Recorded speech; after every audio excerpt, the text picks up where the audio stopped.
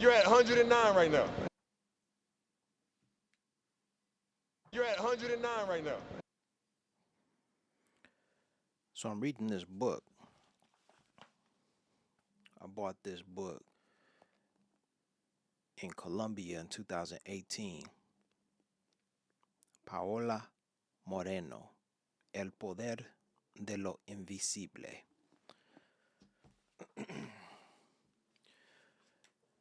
And I was reading it earlier, and I'm going to read one of her anecdotes, one of her stories here very quickly. First, I want to read this sentence. It says, Apenas llegué a La Habana, me sentí como en casa. And then I went to Spanish dictionary to translate apenas llegué. Apenas means something like barely or hardly, and llegué means she arrived. So I thought, I hardly arrived. But apenas llegué put together means as soon as I arrived or as soon as she arrived. So she's saying as soon as she arrived to Havana, she felt at home. Apenas llegué a La Habana, me sentí como en casa. All right. So that's what her first impression was of being in Havana, Cuba. And I guess I could have similar feeling. There were all sorts of ideals that I had about Cuba, and then once I arrived, then it was, some of my ideas were confirmed, and then other ideas were new, and they came to me. But whatever. But I want to share my story about Latin America, and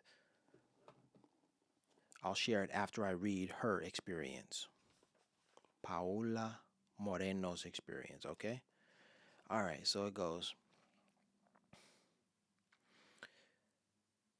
Me, com- Me conmovió Cuba por la fuerza africana, tanto en su música como en la danza. Pero no solo eso, como mujer negra sentí también el peso de lo racial. En el día a día comencé a notar una profunda discriminación. Alguna vez se subió la policía al bus del tour y empezó a gritarme, jinetera, bájate. En Cuba, jinetera es la forma de llamar a las trabajadoras sexuales. El policía vino hasta mi silla y casi me toma por el brazo, pero mientras sacaba mi pasaporte, vino la guía y el resto de mis compañeros para explicar que era una joven negra colombiana y que no era prostituta, que no me había escondido en el bus ni estaba ofreciendo ningún tipo de servicios. A veces era la única a la que paraban cuando iba a entrar al hotel. Ser una mujer joven negra en Cuba, vestida como turista, con una pantaloneta, unas sandalias y una camiseta, o incluso vestida de cualquier forma, te definía como una prostituta. Era la primera ocasión en que, fuera de Colombia, me daba cuenta del peso de lo racial. El momento en el que me trataron como prostituta marcó una sensibilidad especial sobre lo que motiva a una mujer a brindarse como un servicio. El trasfondo era algo más que un tema racial. Se trataba de un tema de humanidad y del valor del cuerpo, de ser mujer y del precio que se le ponía al placer. And then the next paragraph begins, but I'll stop there just to interject my story. So I was traveling. Okay. Let's review. I gathered from reading this that she was profiled as a black woman in Cuba, and the police prejudged her and said, "Oh, she must be a prostitute." So they demanded that she get off the bus or get out of her seat, and demanded, yeah, they just assumed that she was a prostitute, period. Couldn't be that she was a tourist, couldn't be that she was from another country, couldn't, none of that could have been true. All that was, all they knew was that she was a prostitute. And none of that was even true in her case. And so to be a black woman in Latin America comes with a burden, a weight.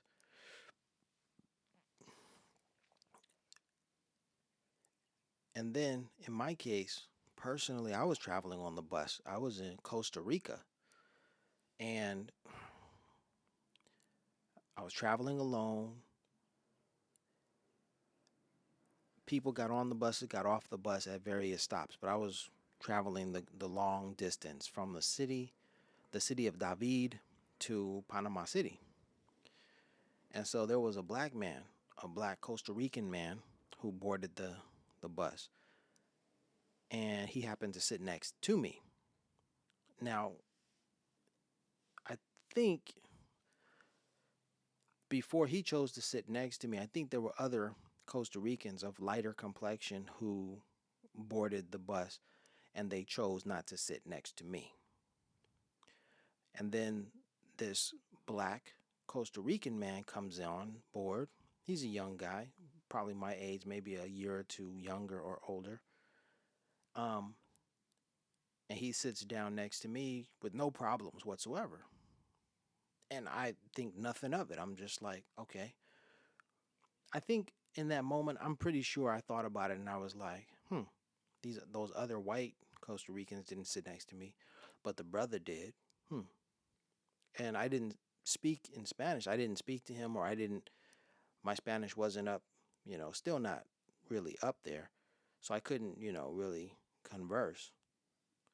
But there was a mutual understanding between us. At least I could, all right, bro, you know, give him a little gesture. I don't remember what exactly I did, but whatever. So there we were riding on the bus when we got to a police checkpoint, and the police boarded the bus. And at some point, or excuse me, I recall the police demanding to see passports.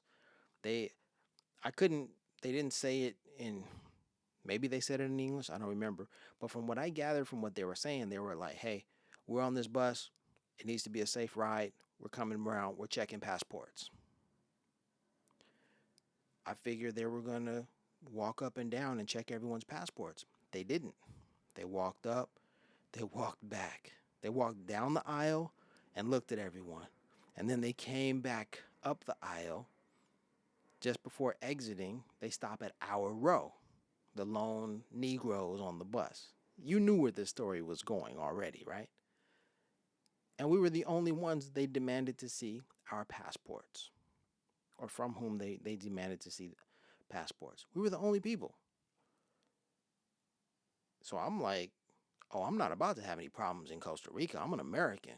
I have my passport. I'm legal. So I'm like, here, you want to see a passport? There it is. I'm an American citizen. Don't mess around with me, kind of a thing. That was kind of my mentality, my attitude.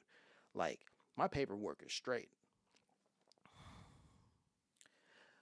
The reason why I even took that attitude is because even getting into Costa Rica, I had a bit of a confrontation. The police officer was like, you've got to buy an onward travel ticket. You can't stay in our country. And I'm like, bro, I'm not trying to stay in your country. I'm an American. I'm just coming here to visit. And they were like, no, you still need an onward travel ticket. So you're not going to stay in our. I'm like, so I already felt a little, some kind of way about Costa Rican, police authority or whatever. So I had my paperwork. So I was like, here, I'm good. The brother next to me was good too. Pulled out his paperwork. He was like, bam. But then he wasn't good because he was like, he started to protest. What the hell is wrong with you? Now he didn't say that he didn't speak in English. It was in Spanish. He was like, "What the hell? Why would you only choose us? Why would you choose us to tell us to take out our passports? The only blacks, the only Negroes on this bus. You're gonna tell us? You've got all these other people on the bus, and you come to us and check our paperwork. There could be some other people on yada yada yada yada. You know how that is." So that was my experience. I couldn't understand what he was saying, but I could understand what he was saying. And at one point, the brother looked at me and he was like, "Hey, man," and he put his hand up and he was like, "It's because of this." And I was like, "Yeah, I know, brother. I know." So I tell that story just to say I've traveled to 42 countries. I haven't experienced overt racism and haven't had any, bad situations. But that story about Costa Rica is probably the worst experience in 42 countries that I've ever had. Everything else has been smooth, but that situation was just like, what? So, and I'm telling the story to just as a cautionary tale because recently that young woman was talking on TikTok about her experience about possibly there being an attempted kidnapping in Colombia. Like, yeah, it's not safe. Thank God, I've traveled so many countries. All I can do is thank God. That's it. That's all I can do. Because for what is possible and for what I've experienced, now, the experiences that I've also had with being scammed out of my money in doggone almost every country in some form or fashion, but never Japan. Scammed out of my money. I wasn't really scammed out of my money in Korea. Um, Germany, didn't have a problem there. Spain, no problem there. But there are some countries where I was scammed. So yeah, when traveling, you gotta be careful. Gotta have your wits about you. Yeah.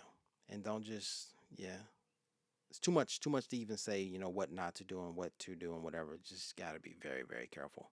All right, I just wanted to say that. Peace and blessings from IC 109. El Don Alfredo Sanchez. Adios a todos. Oh, I wasn't even recording. Oh, man, I wasn't even recording. You're at 109 right now. I wasn't recording video. Dang.